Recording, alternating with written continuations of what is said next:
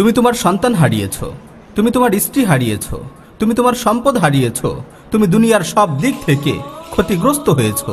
কিন্তু এত কিছুর পরেও, হাজারো প্রতিবন্ধকতার মাঝেও তুমি তোমার দ্বীনের উপর অটল অবিচল থেকেছো। তাহলে মনে রাখবে, এই সকল ক্ষতিগ্রস্ততার মাঝেও তুমি সফল হয়েছো, তুমি লাভবান হয়েছো। আর তুমি যদি দুনিয়ার এই সামান্য কষ্ট সহ্য করতে না পেরে দিন থেকে দূরে সরে যাও, তাহলে মনে রাখবে, দুনিয়া ও আখিরাতে সব দিক থেকেই তুমি চরমভাবে ক্ষতিগ্রস্ত হয়েছো। আল্লাহ তাআলা পবিত্র কালামে মাজিদে ইরশাদ করছেন, ফামান যুহজিহা আনিন নার ওয়া উদখিলাল জান্নাতা ফাকাদ ফাজ। যাকে জাহান্নামের আগুন থেকে রক্ষা করা হবে এবং জান্নাতে প্রবেশ করানো হবে, সেই চূড়ান্ত সফলতা লাভ করবে। সুতরাং তুমি চূড়ান্ত সফলতা তখনই লাভ করবে যখন জান্নাতের দরজা দিয়ে জান্নাতের ভেতর তুমি তোমার প্রথম পা ফেলবে।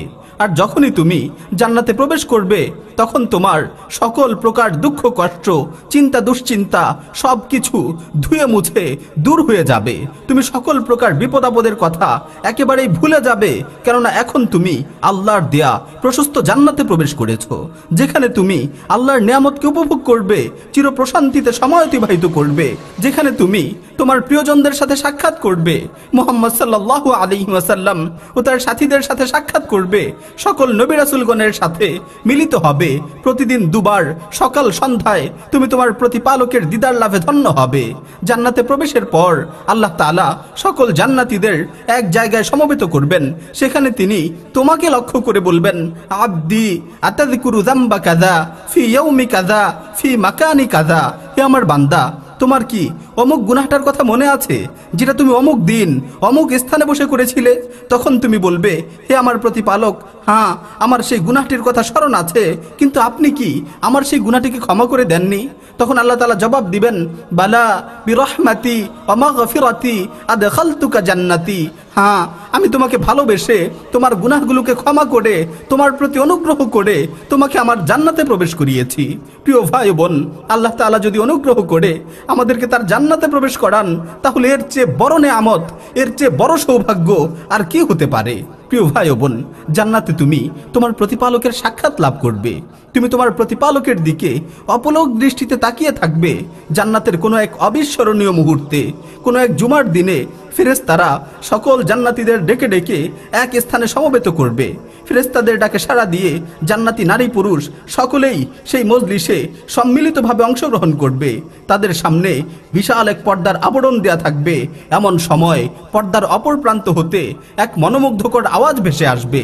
এটি হচ্ছে এমন এক আওয়াজ, যেই আওয়াজ কোনো মানুষ কখনো শুনেনি, যে আওয়াজের অনুরূপ কোনো আওয়াজ হয় না।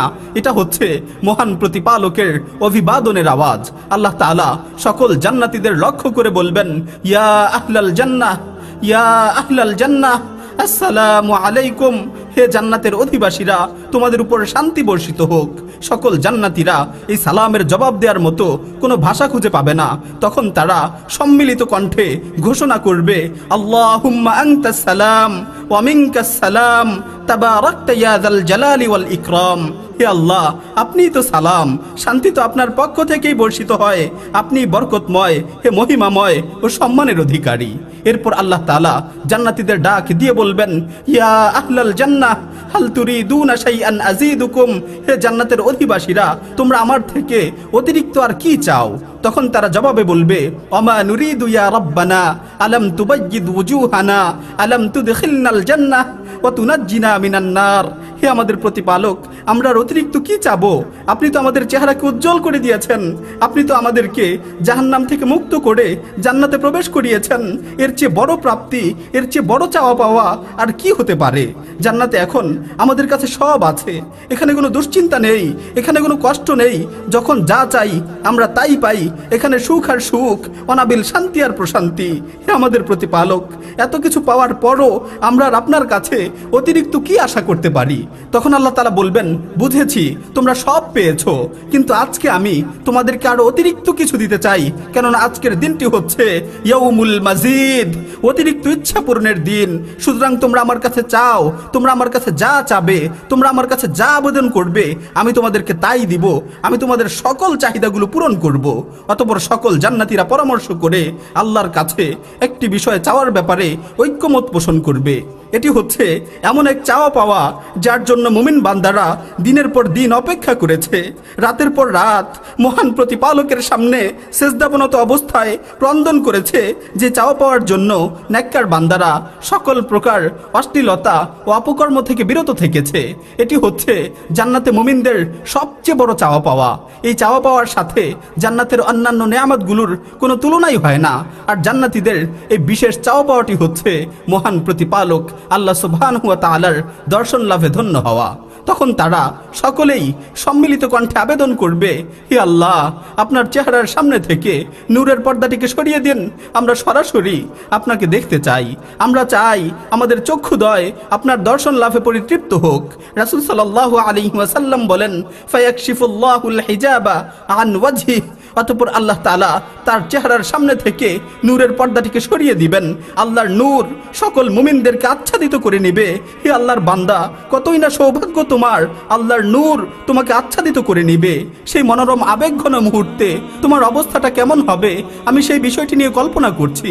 আল্লাহ তাআলাকে দেখা মাত্রই তোমার চেহারা আলোকিত হয়ে যাবে, তুমি আনন্দের হাসি হাসতে থাকবে, তুমি সেই মহান প্রতিপালকের চেহারার দিকে অপলক নেত্রে তাকিয়ে থাকবে।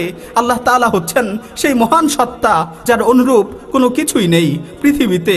তুমি যার জন্য ইবাদত করতে, যার সামনে সিজদাবনত হতে, যার কাছে ক্ষমা প্রার্থনা করতে, যার কাছে জান্নাত লাভের জন্য ফরিয়াদ করতে, যার কাছে জাহান্নামের আগুন থেকে বাঁচার জন্য কাকুতি মিনতি করতে, যাকে এক নজর পরকালে দেখার জন্য বেকুল হয়ে থাকতে, যার জন্য নিজের বুকের তাজাখন ঢেলে দিয়ে কালেমার পতাকাকে বুলন্দ করতে, আজকে তুমি সেই মহান প্রতিপালকের সামনে উপবিষ্ট হয়ে আছো। আজকে তুমি সেই মহান প্রতিপালকের দিকে এক দৃষ্টিতে তাকিয়ে আছো। হে আল্লাহর বান্দা বান্দিরা, তোমরা কি চিন্তা করে দেখেছো আল্লাহ সুবহানাহু ওয়া তাআলার দিকে এক দৃষ্টিতে তাকিয়ে থাকার সেই মনোমুগ্ধকর মুহূর্তটা কতই না চমৎকার হবে। পরিশেষে আল্লাহর কাছে দোয়া করছি, আল্লাহুম্মা জাআলনা মিম্মান ইউমাত্তিউ বিন নাযরি ইলা ওয়াজহিক। হে আল্লাহ, আমাদেরকে ওই সকল লোকদের অন্তর্ভুক্ত করুন যাদেরকে আপনি আপনার দিদার লাভে ধন্য করবেন। হে আল্লাহ, আমাদেরকে ওই সকল লোকদের অন্তর্ভুক্ত করুন যারা আপনার সাক্ষাৎ লাভে ধন্য হবে, যাদের চোখগুলো আপনার দর্শন লাভে ধন্য হবে, যাদের চোখগুলো আপনার দর্শন লাভে পরিতৃপ্ত হবে।